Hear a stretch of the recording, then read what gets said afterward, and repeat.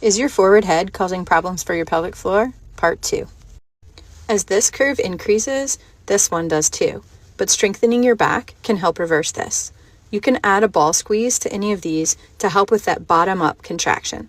Strengthening your upper back helps to reverse ab gripping. Better position the diaphragm, relax the pelvic floor, and control internal pressure. Upper back strengthening can be an important piece in the posture puzzle, but don't forget mobility ideas from part 1.